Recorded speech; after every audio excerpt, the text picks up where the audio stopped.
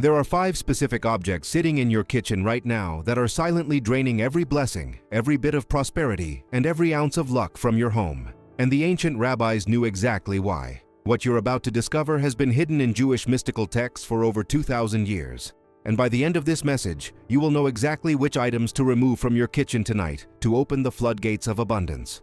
But I must warn you, the 5th item I reveal at the end is in almost every kitchen, and it is the most dangerous of all.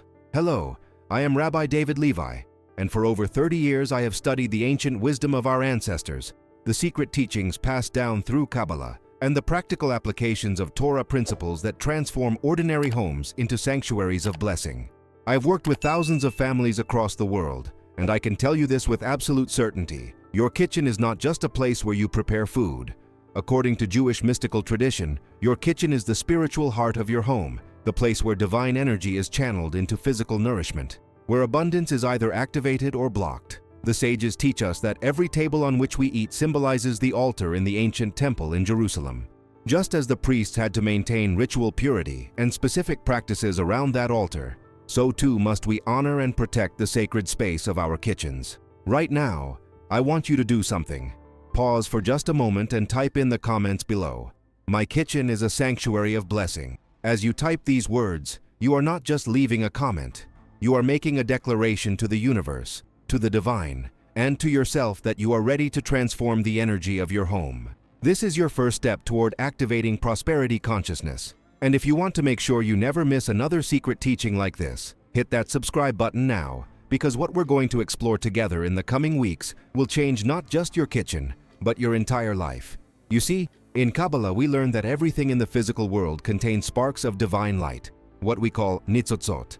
When we eat kosher food with the right intention, we elevate those sparks and bring blessing into our bodies and our lives. But here is what most people do not realize. Just as the right objects and practices can elevate energy, the wrong objects can trap, distort, or completely block that flow of blessing.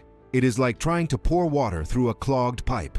No matter how much blessing the divine wants to send your way, if your kitchen is filled with objects that block spiritual energy, that blessing cannot reach you.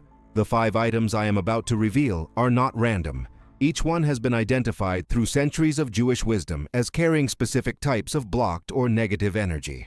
And I need you to understand something important. This is not superstition. This is spiritual science. Our ancestors understood energy dynamics long before modern physics caught up. They knew that objects absorb the energy of their environment, that broken things carry the vibration of brokenness, and that the state of your kitchen directly impacts the state of your finances, your health, and your relationships.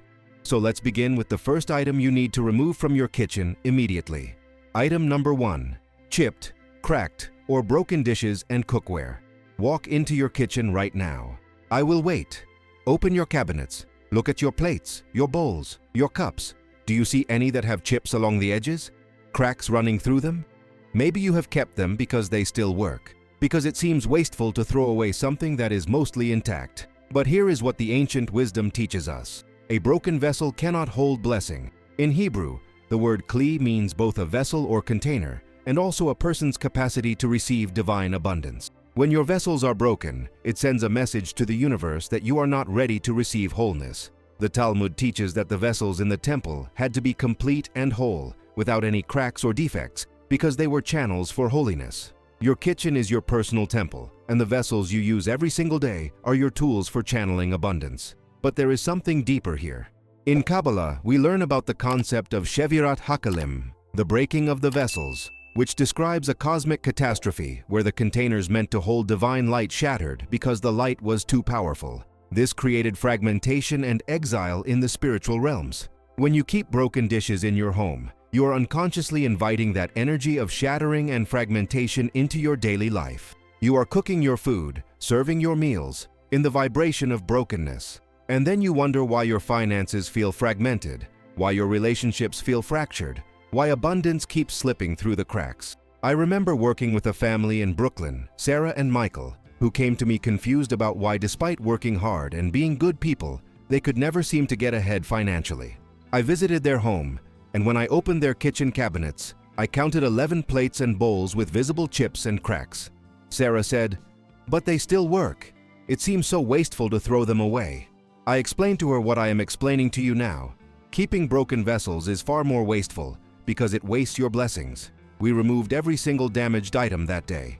Within 3 weeks, Michael received an unexpected job offer with a 20% salary increase. Coincidence? Sarah does not think so.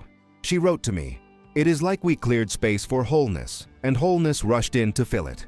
The solution is simple and immediate. Go through every single dish, bowl, cup, and piece of cookware in your kitchen.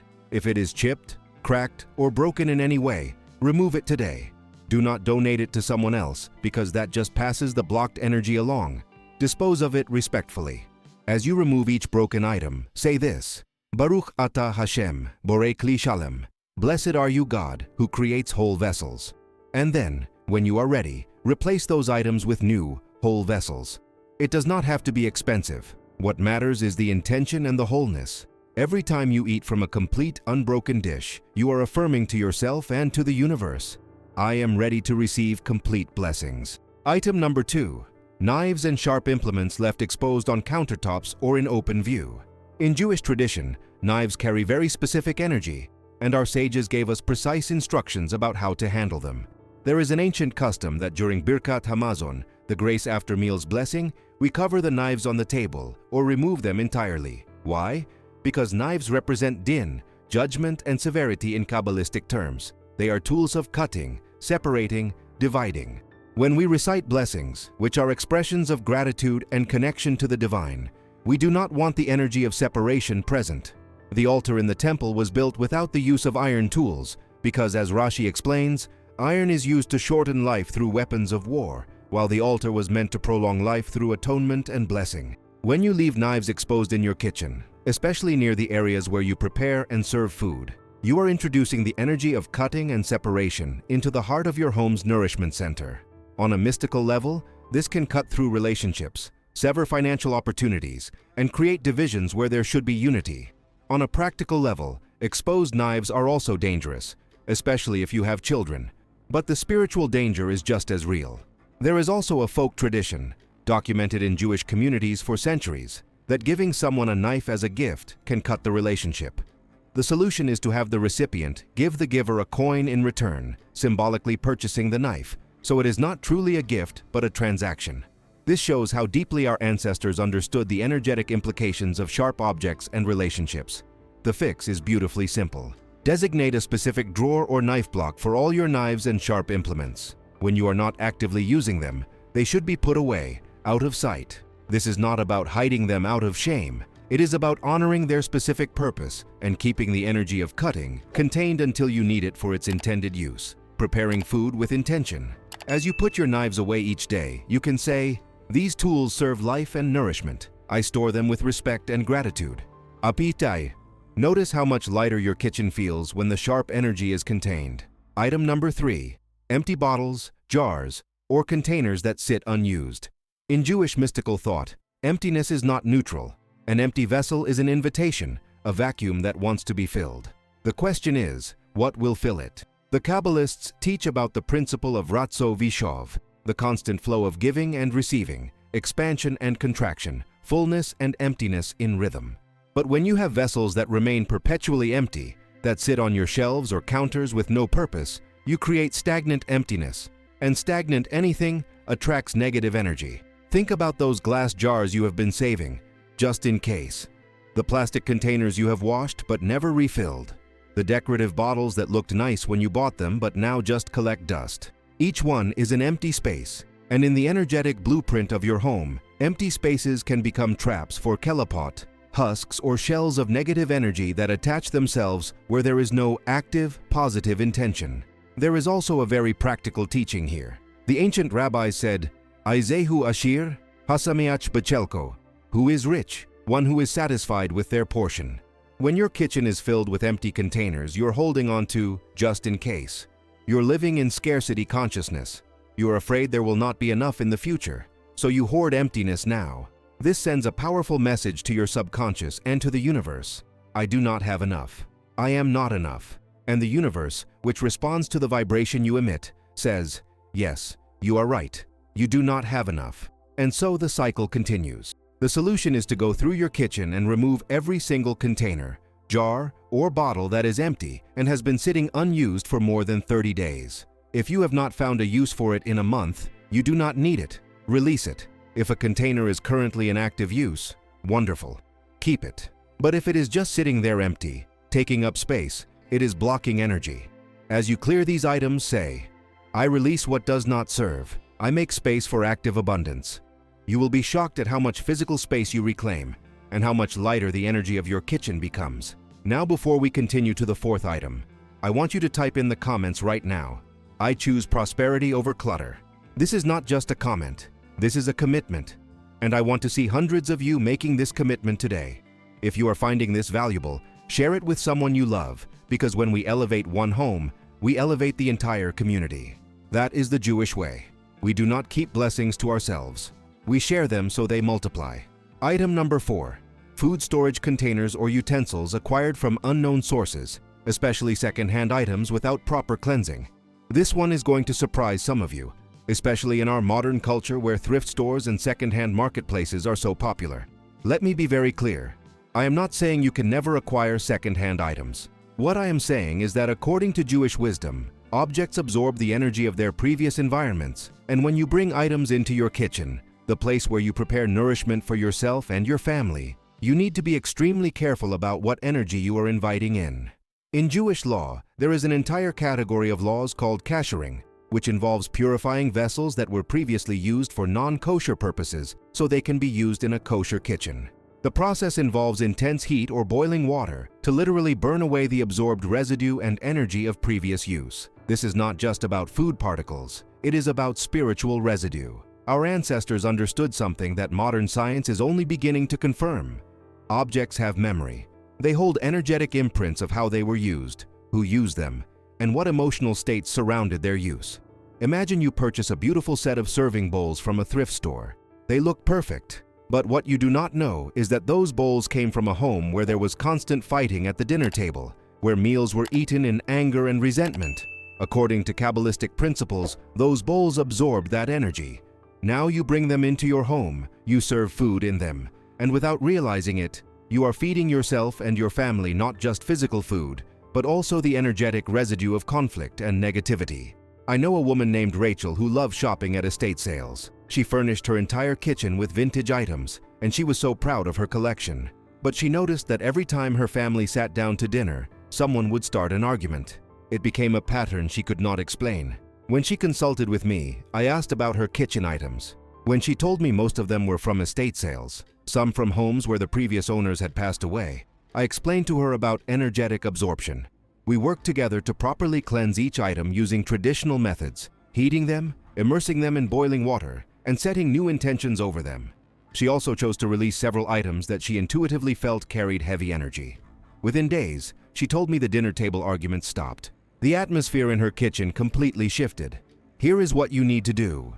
Take inventory of any kitchen items that came from unknown sources, thrift stores, estate sales, hand-me-downs from people whose life circumstances you do not know. If you want to keep these items, you must cleanse them properly. For metal and heat-safe items, immerse them in boiling water for several minutes while setting the intention. I cleanse this vessel of all previous energy. I dedicate it to blessing and nourishment in my home. For items that cannot be boiled, you can cleanse them with salt water, leaving them submerged overnight, or using the smoke from sage or incense while reciting a prayer of purification. And if any item feels heavy or wrong to you, trust that intuition and remove it from your kitchen entirely. Your intuition is your soul's way of protecting you. Item number 5. Spoiled, moldy, or expired food, especially bread that has passed its time of blessing. We have now reached the most important item, the one that is the most dangerous and yet the most commonly overlooked. If there is one thing you take action on today, let it be this. In Jewish tradition, bread holds a place of supreme holiness. It is called lechem, and it is so central to our spiritual practice that we have a special blessing just for bread, the hamotzi, which acknowledges that God brings forth bread from the earth. When we recite this blessing over bread at the beginning of a meal, it covers all the other foods we will eat. Bread is the foundation. But here is what happens when bread, or any food, becomes spoiled or moldy.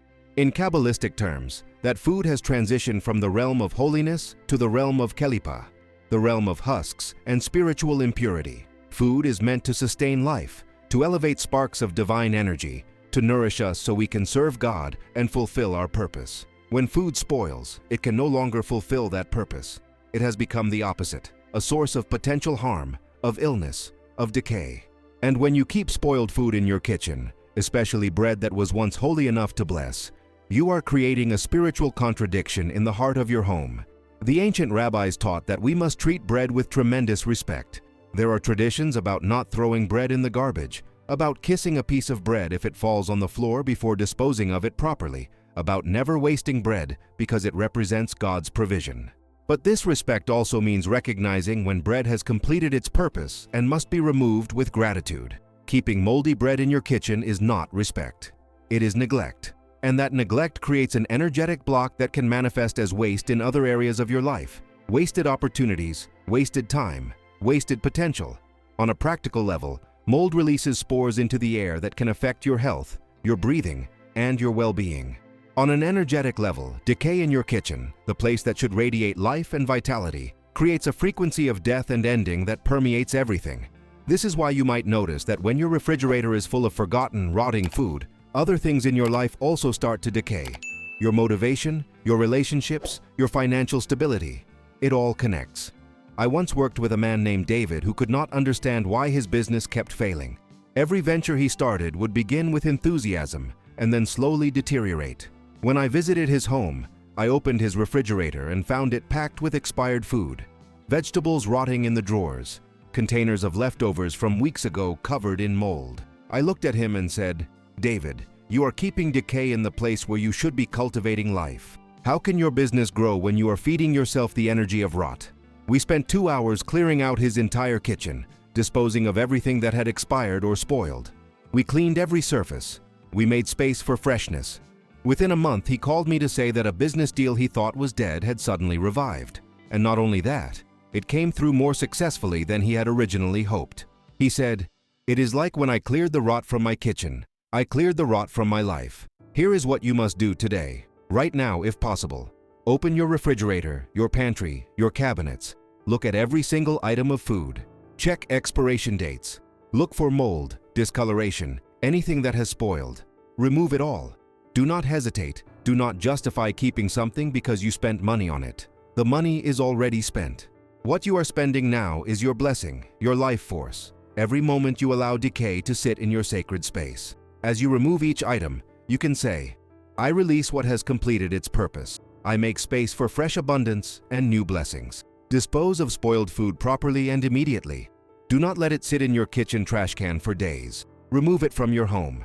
Going forward, make it a practice to check your food regularly. In Jewish tradition, we have a concept called Bal Tashchit, the prohibition against wastefulness. The best way to honor this is not to let food spoil in the first place. Buy what you will use what you buy. Keep your kitchen in a constant state of freshness and flow. And if something does begin to spoil, remove it immediately with gratitude for what it provided and recognition that its time has passed. Now let me give you a powerful practice to completely transform your kitchen into a magnet for blessing and prosperity. This is a practice that combines ancient Jewish wisdom with practical action, and when done with intention, it creates a shift you will feel immediately. First, after you have removed all 5 of these items from your kitchen, I want you to do a complete physical cleaning. Wipe down every surface. Clean your refrigerator, your stove, your counters. As you clean, you are not just removing dirt. You are removing stagnant energy. In Kabbalah, physical cleanliness and spiritual clarity are intimately connected. Second, bring salt into your practice. Salt is called melach in Hebrew, and it appears in the Torah specifically in connection with offerings and covenants. The verse in Leviticus says, "You shall season all your grain offerings with salt. You shall not let the salt of the covenant of your God be missing from your grain offering. With all your offerings you shall offer salt." Salt represents preservation, protection, and the ability to enhance and bring out the best in whatever it touches. In Jewish tradition, we have the custom of dipping our bread in salt after reciting the Hamotzi blessing, connecting our ordinary table to the holy altar. Place a small bowl of sea salt on your kitchen counter or table. This salt serves as both a physical reminder and an energetic anchor of protection and blessing. You can refresh it monthly, disposing of the old salt and replacing it with fresh. Third, whenever you prepare food, do so with intention and gratitude. The Kabbalists teach that our thoughts and words while cooking are absorbed into the food and then consumed by those who eat it. This is why there is such emphasis on blessing our food, on eating with consciousness. When you cook with love, with prayers of health and prosperity for your family, that energy becomes part of the nourishment. Finally, make your kitchen table a place of holiness. Keep it clean and honored. In Jewish tradition, as I mentioned, our table is compared to the altar in the temple. This means it should be treated with respect, kept beautiful, and used for the sacred act of eating with blessing and gratitude. Never allow your kitchen or your table to become a dumping ground for mail, clutter, or chaos. That is not respecting the sacred. Right now, type in the comments, "My kitchen is a sanctuary. My table is an altar of blessing." As you type these words, you are making a covenant, just like the covenant of salt mentioned in the Torah. You are declaring that your kitchen will no longer be a place where blessings are blocked, but a place where blessings flow freely. I know some of you might be thinking, "But Rabbi, I am not even Jewish. Does this still apply to me?" And my answer is absolutely yes. These principles are not limited by religion. They are spiritual laws, energy dynamics that apply to every human being, regardless of background. The divine energy that flows through the universe does not discriminate. What matters is your intention, your respect, and your willingness to create sacred space in your home. The Jewish tradition offers us a roadmap, ancient wisdom tested over thousands of years. You do not have to be Jewish to benefit from this wisdom. You simply have to be willing to apply it with sincerity and respect. Others might be thinking, "This seems like so much work. Is it really worth it?" And to that, I say, is your prosperity worth it? Is your health worth it? Is the peace and blessing of your family worth it? These 5 items I have shared with you today. Removing them will take you perhaps 2 hours of focused effort. 2 hours to clear blocks that may have been suffocating your blessings for years. I promise you, this is one of the highest return investments you will ever make. Not with money, but with your attention and your intention. I have seen this transformation happen in countless homes. I have received messages from people around the world who have applied these teachings and witnessed shifts that seemed almost miraculous. But they were not miracles. They were the natural result of removing blocks and allowing divine energy to flow. Sarah and Michael with their chip dishes, Rachel with her second-hand bowls, David with his refrigerator full of rot. These are real people who took real action and experienced real results. You can be next. Here is what I want you to do in the next 24 hours. Choose one of these 5 items and take action on it today. Maybe you start with the easiest. Maybe you start with the one that resonated most deeply. It does not matter where you start. What matters is that you start. As you remove that first category of blocked items, pay attention to how you feel. Notice if you sleep better that night. Notice if unexpected blessings begin to appear in small ways. And then continue with the next item and the next until your kitchen has been completely transformed. I also want to invite you into our community. Subscribe to this channel if you have not already, because we are going to continue exploring these ancient secrets together. Next week, I am going to reveal the 3 colors you should never have in your kitchen according to Kabbalistic principles, and how the wrong colors can literally repel prosperity. The week after that, we are going to talk about the specific placement of your salt, your bread, and your water, and how the ancient art of sacred geometry applies to your kitchen layout. This is a journey we are taking together, and every video builds on the last. Share this video with 3 people today. Not because I need the views, but because these teachings are meant to be shared. In Jewish tradition, we have a concept called Tikkun Olam, repairing the world.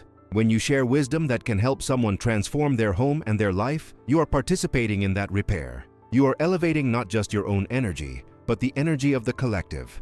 And as the collective rises, we all rise together. Finally, I want to leave you with this blessing, an ancient prayer that has been spoken over Jewish homes for generations.